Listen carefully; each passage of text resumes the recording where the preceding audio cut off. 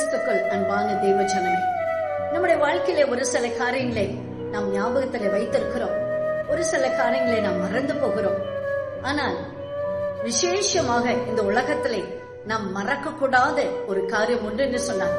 வேதம் சொல்லுகிறது, நீதிமொழிகளின் புஸ்தகம் 3ஆம் அதிகாரம் 1ஆம் வசனம் சொல்லுகிறது, என் மகனை என் போதகத்தை மறவாதே, உன் இருதயம் என் கட்டளைகளை காக்க கடவது. நாம் மறக்க கூடாதது ஆண்டவரோட போதகத்தை. அவரோட போதகத்தை நாம் மறவாமல் அதை நம்முடைய இருதயத்திலே நாம் காத்து நடக்கும் பொழுது அதோடைய ஆசீர்வாதத்தினாலே நிச்சயமாய் தேவன் நம்மை நிரப்புவார். ஆகவே இந்த நாளிலே நாம் ஒரு தீர்மானம் எடுப்போம், அவரோட போதகத்தை நாம் மறவாமல் அதை நாம் கடைபிடிப்போம். அதிலே தேவன் வைத்திருக்கிற நன்மைகளை கர்த்தர் நமக்கு தருவாராக.